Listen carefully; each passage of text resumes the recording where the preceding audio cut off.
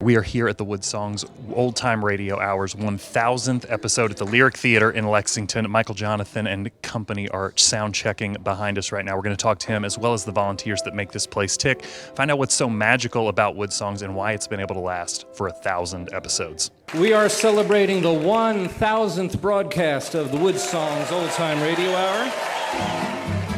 Somehow it seems I'm back in my dreams, way back where I belong on the Woodsongs Show. When you set out episode 1 all those years ago, did you envision getting to here to 1,000 episodes? Getting to here? No.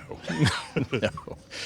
Knowing that it would last, yes. Yep. But never 1,000 of them. This was the stage where like Ray Charles and Ella Fitzgerald, the Lyric Theater, it's a historic room. So a lot of the, the lineage from the early days of the Lyric, we're carrying on that tradition. We're here with Rob McNerlin, who was on the first episode of Woodsongs. Tell us a little bit about your experience on the first episode of Woodsongs.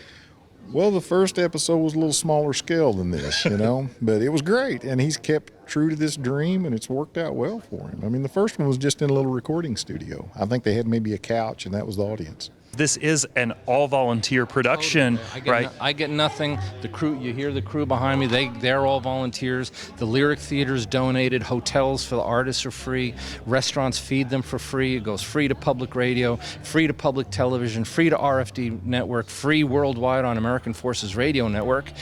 And now you know why folk rhymes with broke.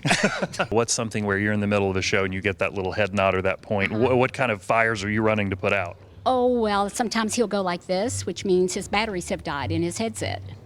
I'm very quickly into my bag and getting out batteries, and I'm up on the stage sticking batteries through the curtain. This sounds like you're a combination of like a third base coach, because you've got the hand signals, I like that. and then like a team mom for a baseball team. I think the audience essentially hates popular music, personally. A lot of things that are topping the charts today, a few years down the road, people aren't still going to be listening to that. Right. This type of music, roots music, the type that they have on this show, it's always going to be around. It's good music. Might not be on top of the charts, but people will be listening to it.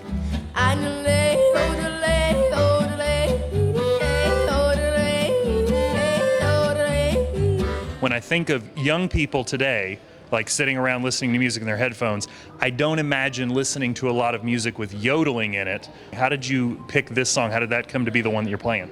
My mom showed it to me, and then I wanted to learn it. And one day she put it on something, and I learned it in one day. My goal when we started the very first show was that someday, if we did enough of them, I would be on Hey Kentucky. We are glad. I knew that if I we could stuck with it, I would finally make it to the big time. And here I am. Love is the greatest transaction of the arts.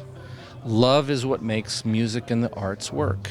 Not marketing, not who your manager is, not who your record label is. And Woodsongs, I wanted to prove the love transaction in the arts. I wanted it to prove that love is the greatest force in the arts. And so Woodsongs started for free, and it continues for free, 1,000 shows.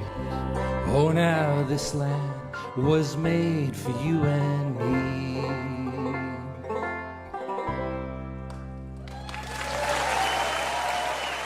Come out here on a Monday night at the Lyric Theater and check out what this place is all about. You'll be taken care of by some people who love music and who really want to show you a good time.